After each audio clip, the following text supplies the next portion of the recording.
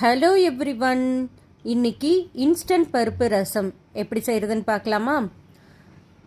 எலுமிச்சம்பழம் அளவு புளியை நல்லா கரைச்சி எடுத்துக்கோங்க. அதில் 200 ml வாட்டர் எக்ஸஸாக சேர்த்திக்கோங்க. இப்போது ஒரு மீடியம் சைஸ் தக்காளி நல்லா பிளெண்ட் பண்ணி அதையும் இதில் சேர்த்திக்கோங்க. சேர்த்தி நல்லா கலந்து விட்டுட்டு இப்போது ரசத்துக்கு தேவையான அளவு மஞ்சள் தூள்,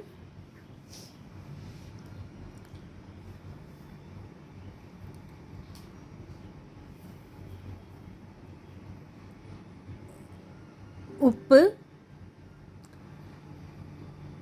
இதெல்லாம் சேர்த்து நல்லா கலந்து விட்டுக்கோங்க.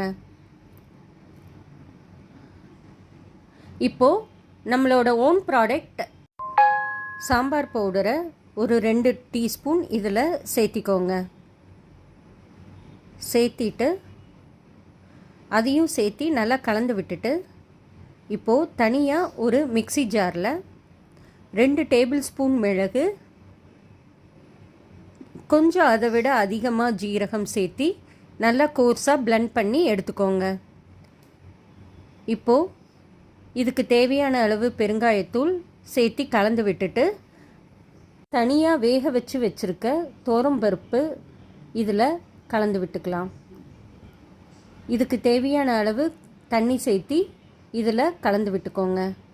இப்போது மிக்ஸி ஜாரில் இருக்கிற மிளகு ஜீரகம் பொடியை இதில் சேர்த்திக்கலாம். சேர்த்திட்டு இதுக்கு தேவையான அளவு கொத்தமல்லி தூவி வச்சுக்கோங்க. இப்போது பேனில் நெய் விட்டு கடுகு, ஜீரகம்,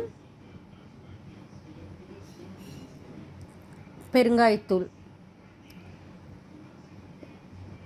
2 கிள்ளி போட்ட வரமிளகாய் இதை சேர்த்தி நம்ம பருப்பு ரசத்தில் கலந்து விட்டுக்கலாம். அவ்வளோதாங்க, நம்ம சாம்பார் பொடி வச்சு மிளகு ஜீரகத்தை பொடிச்சு இன்ஸ்டன்ட் பருப்பு ரசம் தயார் பண்ணியாச்சு. ட்ரை பண்ணி பார்த்துட்டு சொல்கிறீங்களா? தேங்க்யூ ஃபார் வாட்சிங். பாய்.